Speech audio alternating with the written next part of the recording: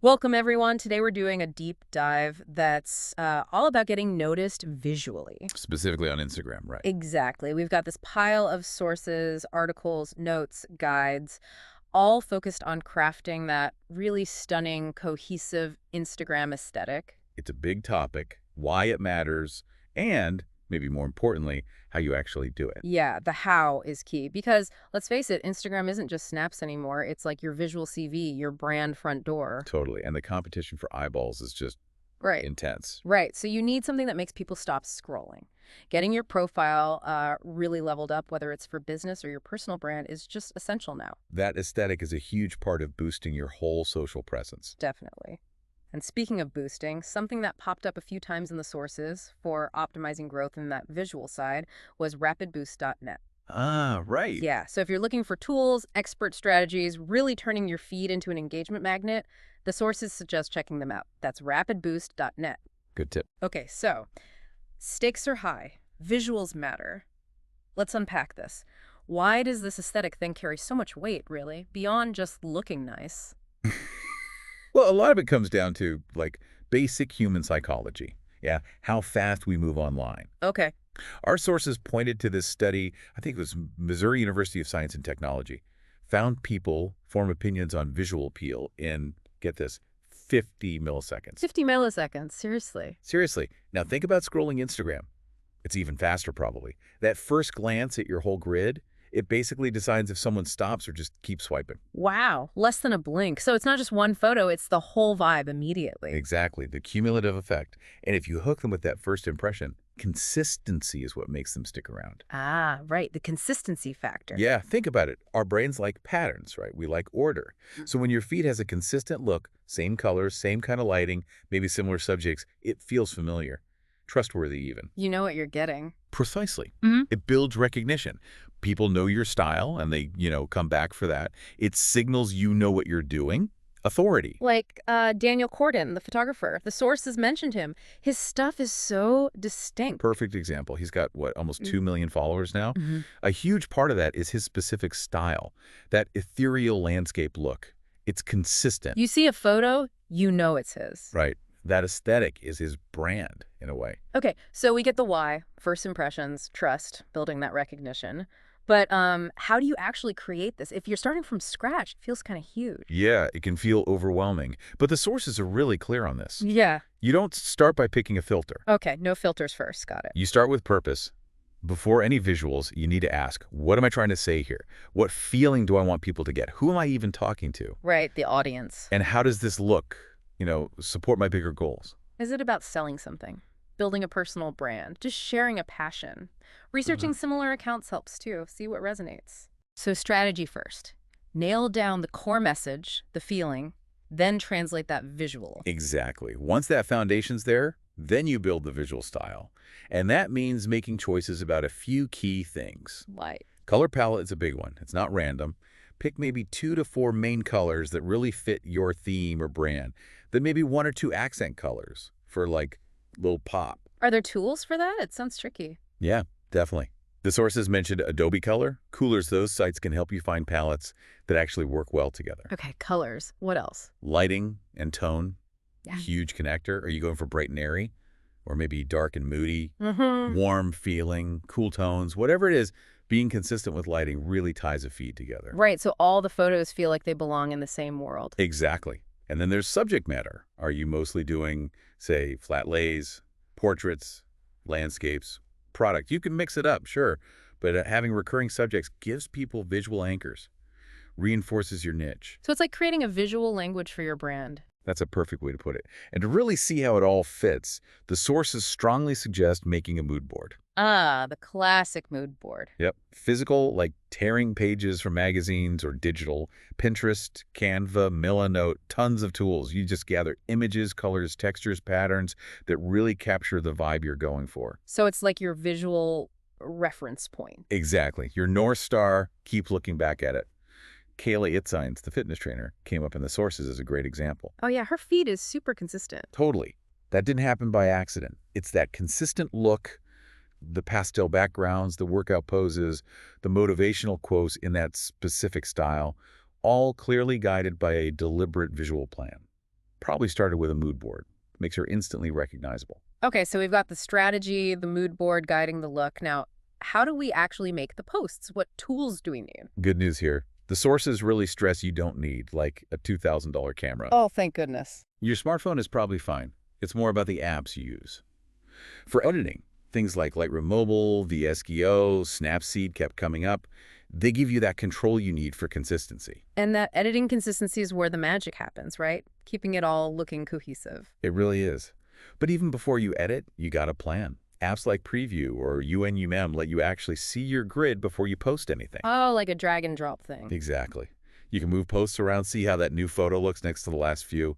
It's so helpful for catching clashes. So you don't accidentally post that super bright beach pic right next to your moody, dark portrait. Right. Avoids those jarring moments.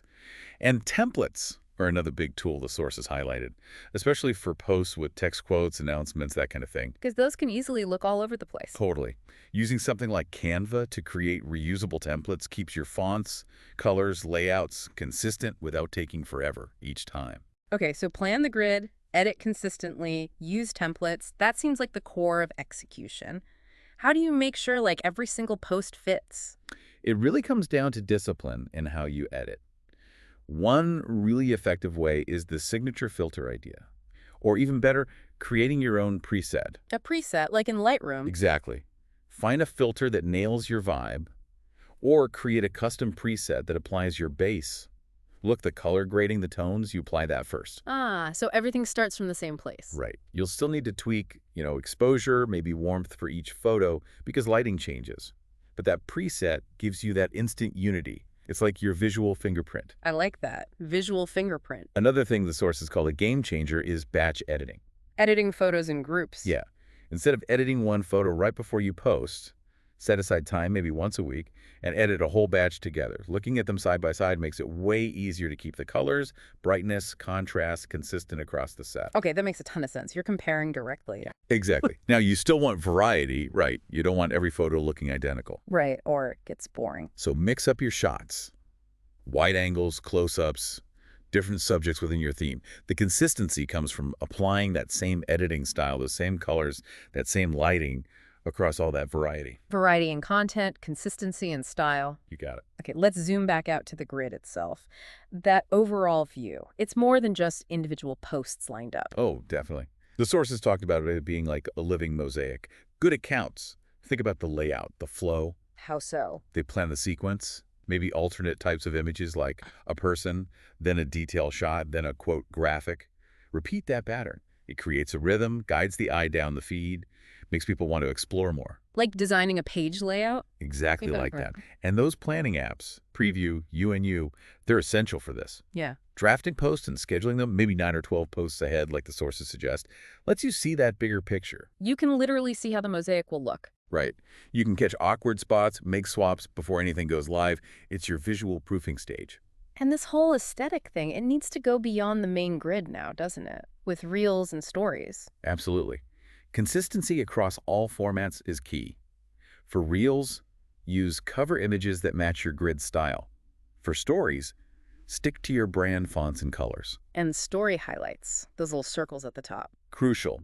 Group them logically, but also brand the covers.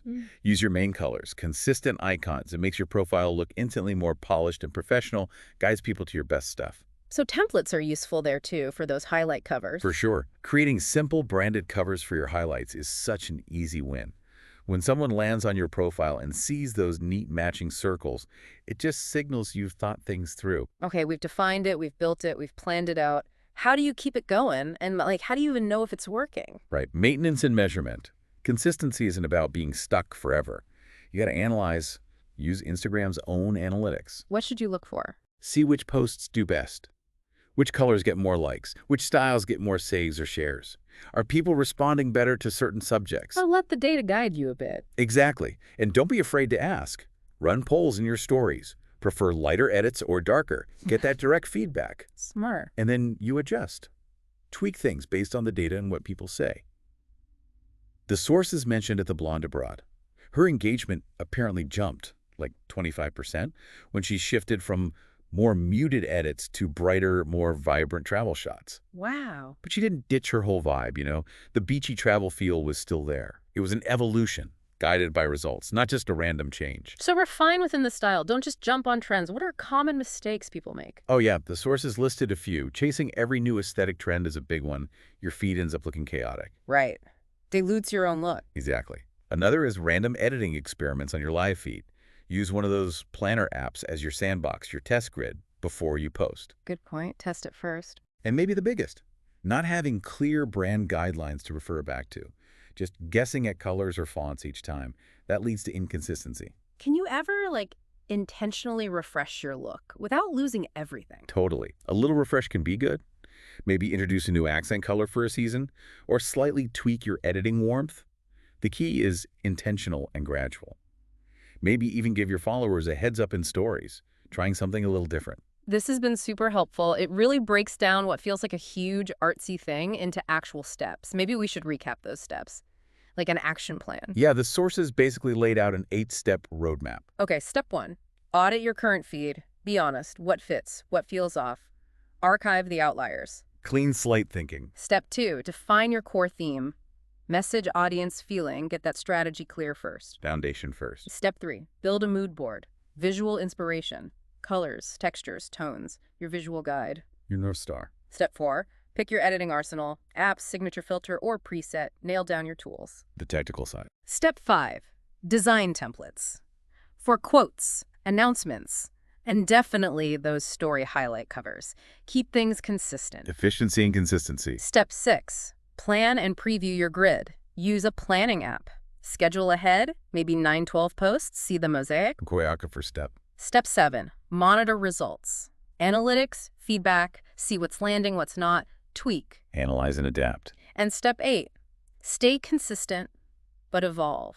Refer to your guidelines, but be open to intentional shifts over time. The long game. Following those really gives you structure. So yeah, creating that great Instagram aesthetic isn't magic. It's not just luck. It's deliberate. It's planning, guidelines, using the right tools, and then just doing it consistently. It's mixing your unique vibe with a solid plan. Absolutely. And remember, it's not about being perfect. It's about being purposeful, Right. authentic, crafting a feed that really connects with the people you want to reach and shows off, the best version of your brand or yourself. It's a process. It's definitely a process. So, as a final thought for everyone listening, think about that 8-step plan we just walked through. Which single step feels like the biggest hurdle for you right now? Or maybe, which one feels the most exciting to tackle first? Why? Something to chew on as you start your own visual journey. Good question to end on. Gets you thinking about where to start. Exactly. Well, thanks for diving deep with us today. Always fun. We'll catch you on the next one.